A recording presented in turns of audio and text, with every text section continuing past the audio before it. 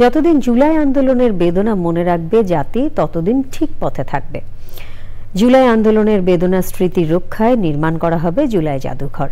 রাজধানীর মিরপুরের শাহ আলী মাজারে জুলাই কমিউনিটি অ্যালায়েন্স মিরপুরের ব্যানারে গণমানুষের জাগ্রত জুলাই অনুষ্ঠানে একথা বলেন সংস্কৃতি উপদেষ্টা মোস্তফা সরোয়ার ফারুকী।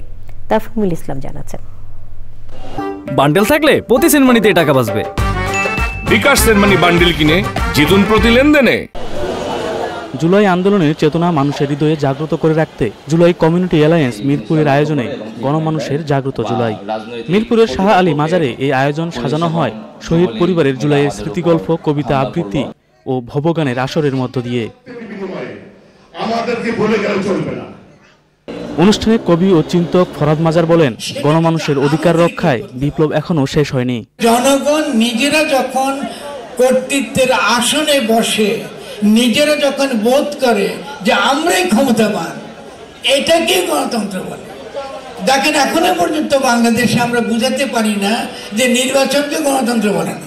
প্রধান অতিথির বক্তব্যে সাংস্কৃতিক উপদেষ্টা বলেন, মাজার ভাঙার ঘটনায় দ্রুত ব্যবস্থা নিতে না পারলেও সরকার এখন এ বিষয়ে কঠোর অবস্থানে।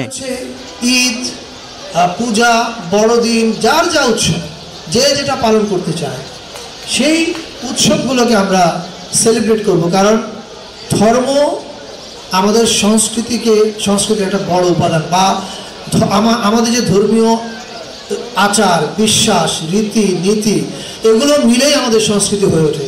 কিন্তু যে কোনো কারণে হোক 54 বছর ধরে আমরা শুধু কম্পার্টমেন্টে ভাগ করে বলেছি এই জিনিসগুলোকে আমরা আসতে দেব না। কোথাও যদি ইসলামের গন্ধ পাওয়া যায় সেই জিনিসটা আর আমাদের সংস্কৃতির অংশ হবে না।